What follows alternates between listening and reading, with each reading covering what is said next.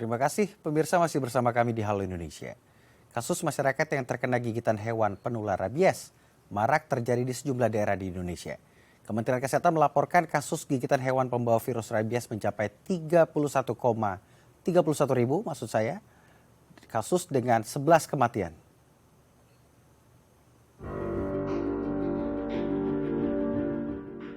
Dalam beberapa tahun terakhir, publik kembali dihebohkan dengan kasus rabies yang terjadi di beberapa wilayah di Indonesia. Di Kalimantan, rabies dikabarkan sudah menelan korban 11 orang. Kemudian di Bali, seorang balita perempuan meninggal diduga karena digigit anjing rabies. Dilansir dari laman resmi Kementerian Kesehatan, hingga April 2023 tercatat kasus gigitan hewan pembawa virus rabies mencapai 31.113 kasus dengan 11 kematian. Saat ini ada 26 provinsi yang menjadi endemis rabies dan 11 provinsi bebas rabies, yakni Kepulauan Riau, Bangka Belitung, DKI Jakarta, Jawa Tengah, Yogyakarta, Jawa Timur, Papua Barat, Papua, Papua Selatan, Papua Tengah, dan Papua Pegunungan. Rabies merupakan tantangan besar di Indonesia karena dalam 3 tahun terakhir, kasus gigitan hewan rabies itu rata-rata setahunnya lebih dari 80.000 kasus dan kematiannya rata-rata 68 orang. Untuk membahasnya lebih lanjut, kami telah bersama Imran Pambudi selaku Direktur Pencegahan dan Pengendalian Penyakit Menular Kementerian Kesehatan, dan kita akan sapa langsung. Selamat siang Pak Imran, apa kabar? Selamat siang Mas, salam sehat. Salam sehat. Pak Imran, Kemenkes telah memberikan satu narasi, rabies merupakan penyakit tertua dan paling menakutkan yang pernah diketahui. Ini maksudnya apa Pak? Ini sangat mengerikan atau seperti apa memang? Ya jadi memang penyakit rabies itu suatu penyakit yang sudah ada sejak lama sekali ya. Dan rabies itu disebabkan oleh virus rabies. Dan memang sampai sekarang penyakit ini kalau sudah ada gejala-gejala yang sampai ke otak, itu case fatality rate-nya atau tingkat kematiannya hampir 100%. Jadi memang sangat berbahaya rabies ini. Demikian. Ini tinggi sekali ya, tingkat kematiannya ini mencapai hampir 100%. Dan jika dilihat memang pada tahun ini angka yang seperti yang tadi sudah disampaikan di tayangan begitu ya, ada 31.000 kasus rabies dan 11 orang meninggal dunia. Ini bagaimana terkait data ini? Jadi mungkin saya perlu koreksi ya. 31.000 itu bukan gejala rabies, tetapi adalah gigitan hewan penular rabies. Dan saat ini yang gigitan itu sudah meningkat sampai tanggal 30 Juni kemarin, itu sudah ada lebih dari 48.000 gigitan. Dan kematiannya sampai tanggal 30 Juni itu sudah ada 56 kasus kematian yang terjadi di Indonesia. Sejak tahun Januari 2023 sampai 30 Juni 2023. Begitu. Ini kalau dilihat grafisnya artinya ada kenaikan, dan dari data yang juga saya dapatkan hanya 8 provinsi yang ada di Indonesia yang terbebas dari rabies begitu. Apa yang menyebabkan kenaikan ini? Fenomena apa yang terjadi saat ini dari Kementerian Kesehatan melihatnya? Kalau provinsi, jadi gini, untuk provinsinya sendiri, itu ada kalau nggak salah 12 provinsi yang bebas rabies ya. Semua Pulau Jawa bisa kita bebaskan, kemudian provinsi-provinsi di Papua ya, itu juga bebas rabies. Nah, kalau ditanya, kenapa kok rabies tambah banyak? Kembali lagi bahwa ini adalah penyakit zoonosis.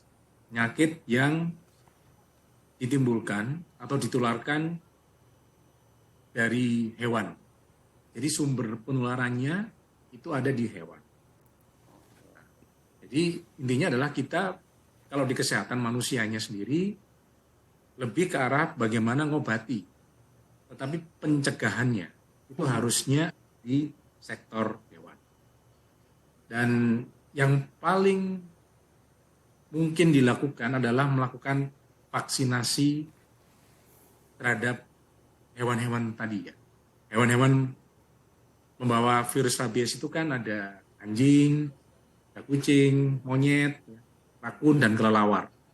Yang anjing 95% itu penyakit rabies ini ditularkan oleh anjing. Jadi kita harus melakukan vaksinasi hewannya tadi.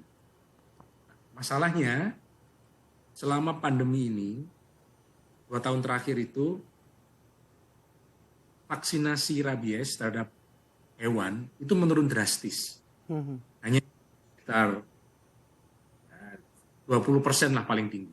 Sehingga bisa membentuk herd immunity untuk penyakit ini di hewannya. Sehingga mulai tahun 2022 itu mulai tinggi tuh kasus kematian. Karena 2020, 2021 kan masih ada sisa-sisa imunitas dari sebelum-sebelumnya. Kan? Kemudian selama 2020, 2021 masyarakat kan juga di rumah ya, karena dia PSBB. 2020 udah mulai banyak karena imunitas dari anjing-anjing tadi sudah mulai menurun. Ya. Kemudian orang juga sudah mulai banyak keluar rumah. Jadi mulai banyak berinteraksi dengan anjing-anjing tadi. Sehingga tahun 2022 itu mengalami peningkatan. Kematiannya sampai Desember 2022 itu ada 102 kematian. Kemudian tahun ini ya masih kita lihat lagi gitu ya. Demikian Mas. Ini menarik sekali ya. Jadi yang menjadi reservoir virus rabies ini tidak hanya anjing, ternyata hewan yang lain juga dapat menulari seperti monyet mungkin Pak ya, dan jenis mamalia lainnya. Tapi ya.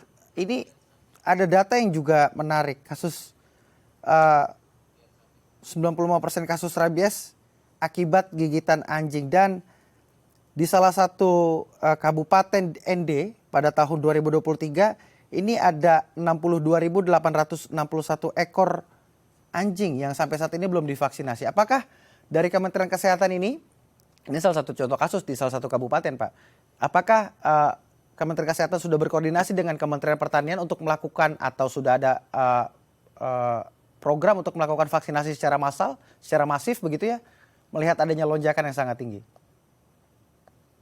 Ya, kalau di pusat kami selalu berkoordinasi dengan Kementerian Pertanian ya, karena ini ada di dalam kerangka pendekatan One Health. One Health itu adalah pendekatan di mana kesehatan manusia, kesehatan hewan, dan lingkungan hidup itu harus di-manage dalam suatu kesatuan. Kita sudah sampaikan bahwa ini kalau urusan di anjingnya, di hewannya itu Kemkes tidak bisa masuk, kan, karena tupoksinya berbeda. Jadi ini memang sudah kita sampaikan ke teman-teman di Kementan.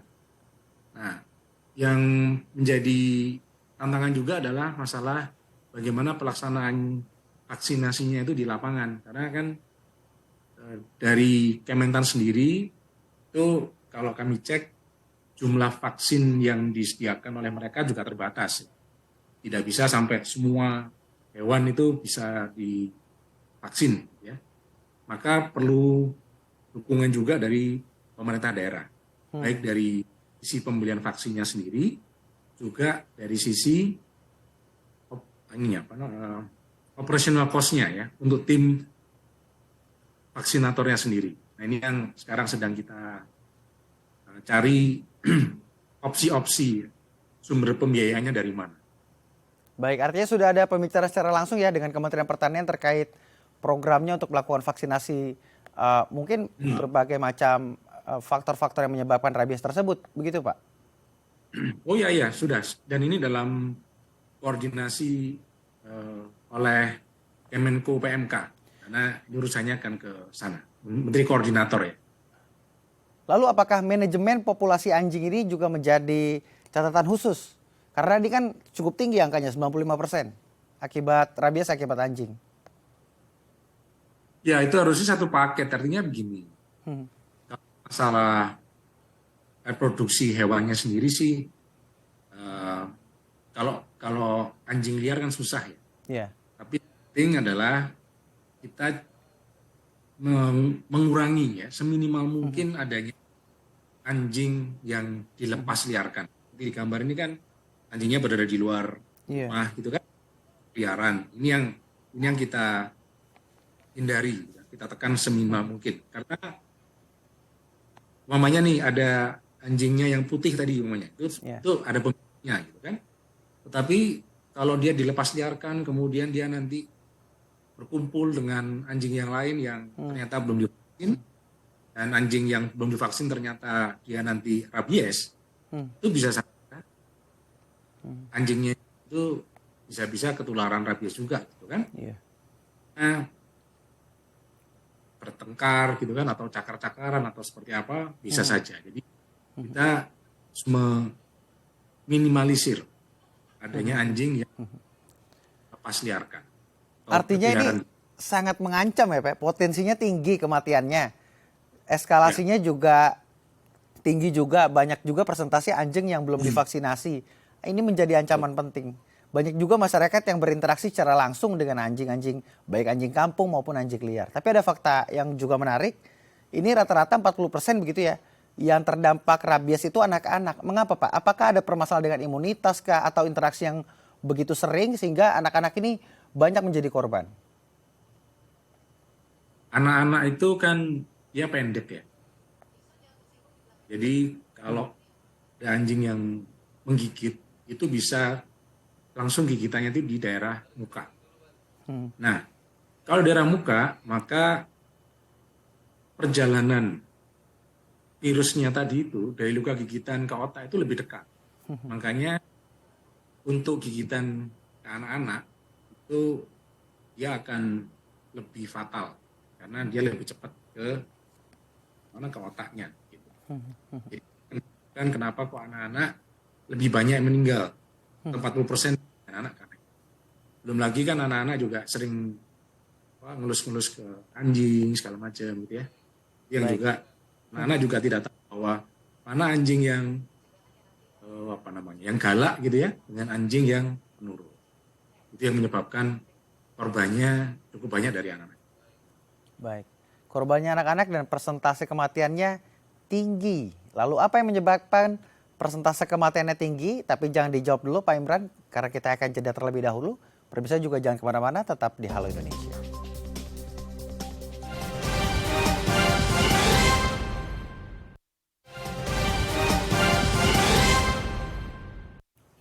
Terima kasih pemirsa masih bersama kami di Halo Indonesia. Kami masih bersama dengan Imran Pambudi selaku Direktur Pencegahan dan Pengendalian Penyakit Menular Kementerian Kesehatan. Pak Imran, melanjutkan perbincangan tadi Pak Imran, ini tingkat persentase kematian ini cukup tinggi, hampir 100%. Apa yang menyebabkan kematian ini?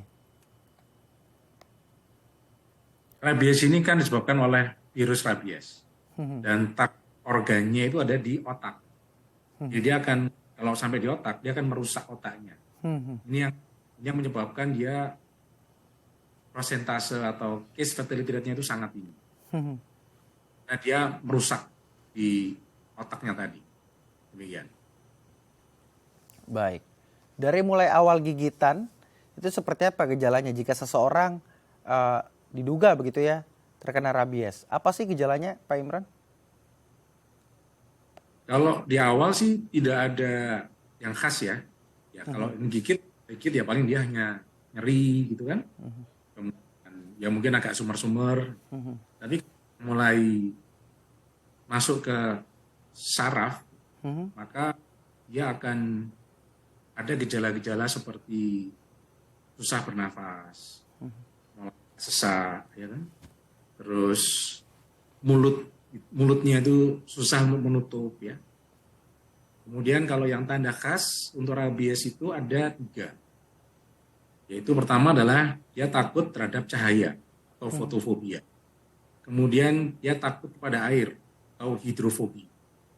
Kemudian yang ketiga adalah takut kepada angin atau aerofobia. Jadi dia bahkan ekstrimnya itu kalau diberi minum dia merasa tidak nyaman.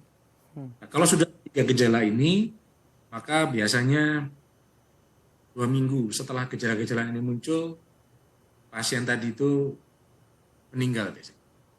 Karena luar biasa. Artinya ada 3 ciri khas utama ya jika seseorang terkena rabies. Yang pertama punya rasa takut dengan air, angin, dan juga cahaya. Tapi ini Pak Imran, jika kita terkena gigitan atau terkena cakaran anjing begitu atau hewan lainnya yang memiliki faktor bisa menyebabkan rabies begitu, apa penanggulangan yang tepat?